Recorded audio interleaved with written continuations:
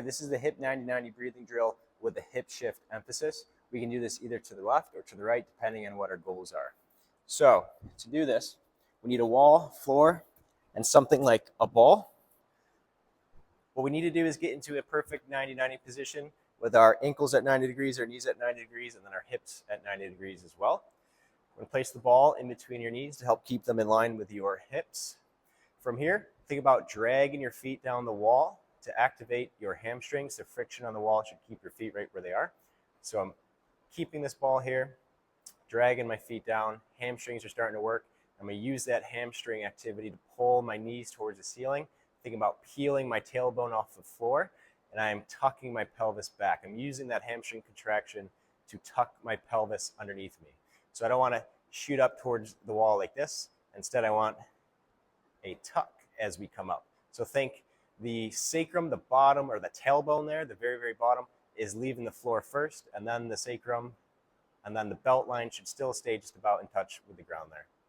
Okay, so we've peeled our sacrum and tailbone off the floor. Hamstrings are working about 4 or 5 out of 10. You should feel them, using them to orient that pelvis.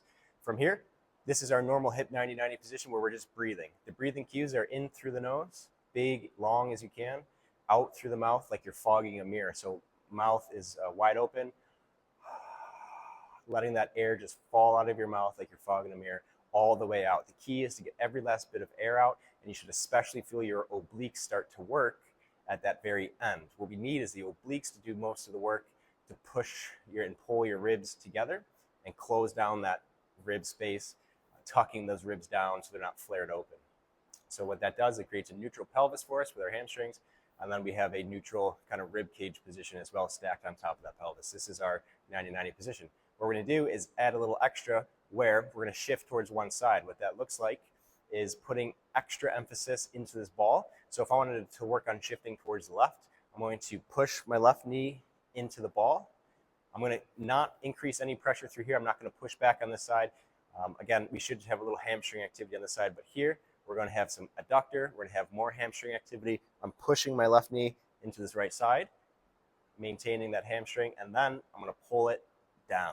So I'm shifting in towards this left by pulling this left knee down, pushing this left knee in as I tuck in. Now we're just doing the same thing, just holding this position as we do it. Again, sacrum is peeled off the ground. We're still in that neutral pelvis. I'm doing my normal breathing through here to keep my ribs tucked, and we're just operating from this position now with an extra emphasis on left shift. Okay, we do the same thing towards the right, just depending on what our goals are and what we need to do. Go ahead, give that a shot.